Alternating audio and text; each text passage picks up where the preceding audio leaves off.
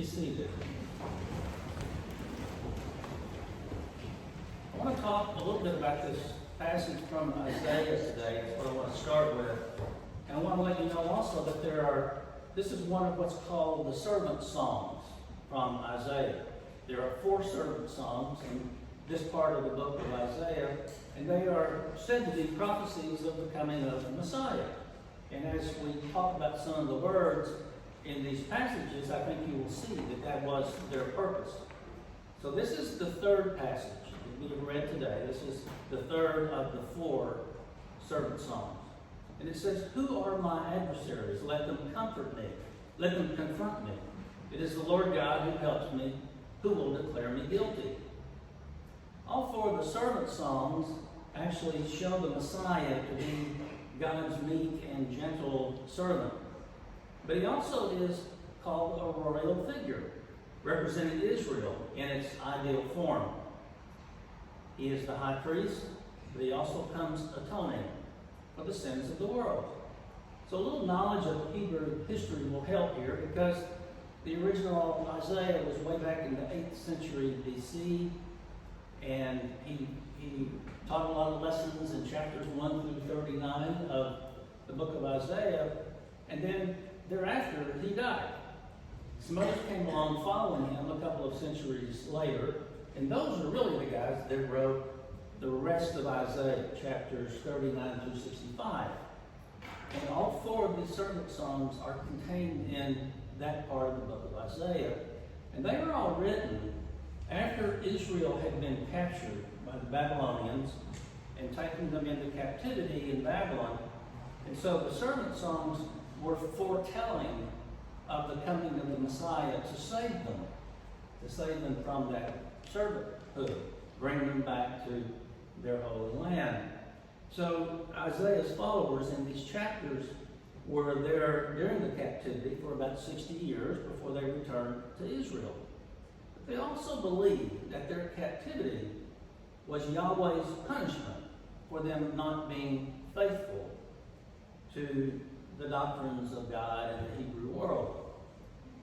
Isaiah initially identifies God's servant as Israel, who serves God's purposes, serves as God's witness and as a light to the Gentiles, but Israel did not fulfill those promises. They did not fulfill that task. Yet by contrast, we hear of the coming Messiah, God's servant Messiah, who eventually will faithfully complete all the work he's been given to do. In chapter 42 of Isaiah, we hear the very first of the 4 servant songs. Here's part of it. "Here is my servant, whom I uphold, my chosen one, in whom I delight. I will put my spirit in him." And the clear teaching of the New Testament is that Jesus Christ is that servant about whom the servant songs speak. The second of the 4 servant songs is also in chapter 42 of Isaiah, which speaks of the Messiah's work that will be done in the world. That Messiah will display God's splendor and restore God's people. But the Messiah will sometimes feel a great loss, that he has labored in vain, that he has spent his strength for nothing at all. But yet, he eventually will receive worldwide acclaim in the end of time. And this Messiah is chosen also to redeem the Gentiles, and will eventually bring God's salvation to all people. So as we hear today, these words, "I offered my back to those who beat me, my cheeks to those who pulled out my beard. I did not hide my face from mocking and spitting." The Messiah resolves to see his task to completion, no matter how difficult that road has become. With these 3 servant songs in the background, let's jump forward about 600 years and envision Jesus coming into Jerusalem in his last week when he lived on and walked the face of this earth. We know what happened during that week. Abuse and insults were heaped upon Jesus as he was thrown to the Roman soldiers. His back was beaten, his face was hit, and he was spat upon. And he was still obedient all the way unto death. But this has all been predicted. Isaiah and the writers who followed him had already told us about this. Isaiah contains this climatic fourth servant song by describing the suffering and eventually the triumph of Jesus, the servant of the Lord. And here's what it says. His appearance was so disfigured beyond that of any human being, and his form marred beyond human likeness. When that Messiah is brutally punished and put to death, people assume that he's being afflicted by God. But the fourth servant song makes it clear that there really is a different reason for enduring that persecution. And here is that part. He was pierced for our transgressions. He was crushed for our iniquities. The punishment that brought us peace was on him, and by his wounds we are healed. So there we have the answer. It is our iniquity being placed on Jesus that explains his suffering. Isaiah predicts that the Messiah will actually be silent before his accusers. And you will recall the day that he was sent to crucifixion, Pilate asked Jesus questions. He didn't answer. He was silent. He said nothing. So here it is. It was the Lord's will to crush him and cause him to suffer. And the Lord makes his life an offering for our sin. Sounds pretty harsh, doesn't it? In other words, his life for our lives. The death of the Messiah accomplished the will of God concerning salvation for all of us. Immediately following the prophecy of the servant's death, Isaiah makes a startling prophecy of the servant's ultimate victory. Death is not the end for the servant. After he suffers, he will see the light of his life, and his days will be prolonged. And what we have here is the prophecy of the resurrection of Christ. Jesus was despised and rejected by many people. He was stricken and pierced for our own transgressions, and by his punishment, Jesus received our punishment. But the question that arises in my mind is, was Jesus here solely to serve as a sacrifice for us? I think not.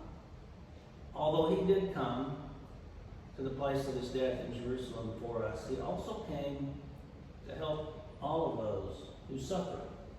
Remember that I said earlier, the Messiah is also a royal figure, representing Israel in its ideal form. The second servant song declares, he will not falter or be discouraged until he establishes justice on the earth. In his teaching, they will put their hope. Jesus taught that people must understand that the afflicted and the marginalized and the oppressed are to be honored. That's why he gave his Sermon on the Mount when he first began his ministry, and he called all such folk blessed, because he believed that they were. Then there's this. All four Gospels tell the story about a time when Jesus actually became physically violent. On the very day he entered Jerusalem, for the last time, Jesus still stood up for those who suffered. Although he knew he was to suffer, he wanted nobody else to suffer. And he had one last lesson that would help demonstrate that. In Mark, in the 11th chapter, it says, then they came to Jerusalem, and he entered the temple and began to drive out those who were selling the tables of money changers and the seats of those who sold doves. And he would not allow anyone to carry anything through the temple. He was teaching and saying, is it not written, my house shall be called a house of prayer for all the nations, but you have made it a den of robbers. Contrast that behavior on Jesus' part that day with the weakness that he took upon himself for us. The merchants in the temple were taking advantage of all those who had traveled long distances to worship God at Passover time and to celebrate Passover. There were two things that were essential for that worship. Most of those people were meek and poor, and they had traveled a long way. Where were they to find an animal to sacrifice after all that journey?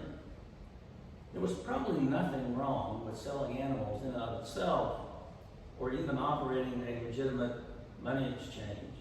But according to Jesus, these particular vendors were a den of robbers who charged exorbitant rates, thus taking advantage of those who had no other options.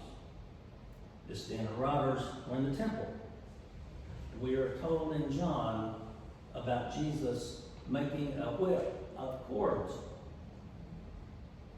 He drove them all out of the temple with the sheep and the oxen, and he poured out the coins of money changers and overturned their tables. Not very Jesus-like behavior, some would say.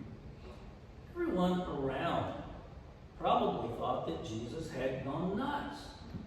He was under too much pressure. Wouldn't you be if you were going to the cross? They would say he's been working too hard. He needs to take a rest. No, he was fulfilling God's purpose. He was fulfilling God's purpose to bring justice to those who needed it, to those who otherwise would not have had it. He tells us about these shysters that set up their shops in the court of the Gentiles inside of the temple walls, crowding out those who had traveled to worship. Those travelers were weary from life and needed to be spiritually fed, just like everyone else there. And they were perverting the purpose of the temple itself. And they took advantage of others and they blocked God's purposes in doing so. No wonder Jesus was PO'd. It was from more than a lack of sleep or need for some time off.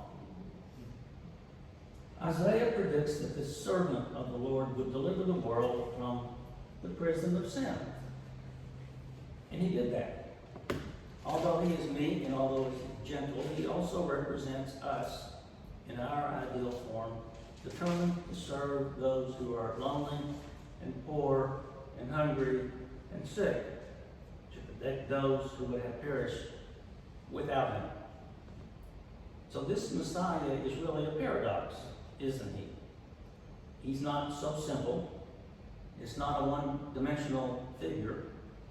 Do any of you really think that a God who loves us so much would send us a simpleton to save us? I think not. I don't think so either. So do we know this guy that we call Jesus, about whom we read? If we do know him, where do we find him? We know him not only in the sacrifice he made for us, but also in the sacrifice he has made for others. The ones we often don't even have the courage to look upon because they look too much like him. Let me tell you where we can find him. Just read the fourth servant song of Isaiah again and know that this is the reality of Jesus. Here's that servant song. His appearance was so disfigured beyond that of any human being, and his form marred beyond human likeness. And then I want to conclude this with a description in the language of the King James Version. Many of you, if you're like me, you grew up with the King James Bible. That was the one that was read often in churches back in the days of us who were older. And here is that version. He hath no form nor comeliness, and when we shall see him, there is no beauty that we should desire him. He is despised and rejected of men, a man of sorrows and acquainted with grief. And we hid our faces from him. He was despised, and we esteemed him not. That, in fact, is our Jesus. Like it or not, Let us never mistake him for someone else.